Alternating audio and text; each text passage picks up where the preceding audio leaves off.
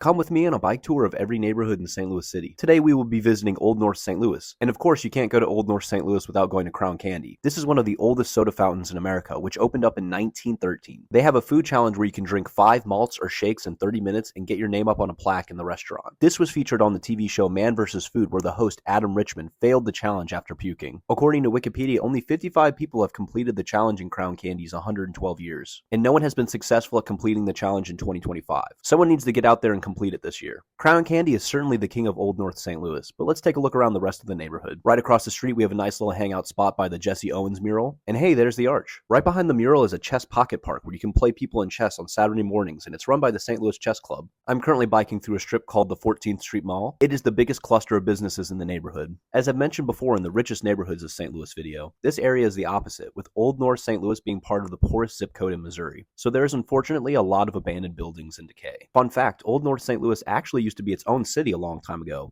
and it was called North St. Louis. And eventually St. Louis absorbed the city into its borders and very creatively named it Old North St. Louis. After the Civil War, part of the neighborhood called the Kerry Patch was predominantly Irish, as they took in Irish immigrants. The author of the book Irish in St. Louis, Patrick Murphy, said that Irish moved here because St. Louis was mostly French at the time, and the French hated the British as much as the Irish did. So there was some common ground. We arrive at Jackson Place Park, which is circular, and also the second oldest park in St. Louis. Next to it is a playground and basketball court. Old North St. Louis is known for having a ton of community gardens. Like seriously, there are community gardens everywhere in this neighborhood. Let's cross this neighborhood off the list and comment below what you think my next neighborhood should be.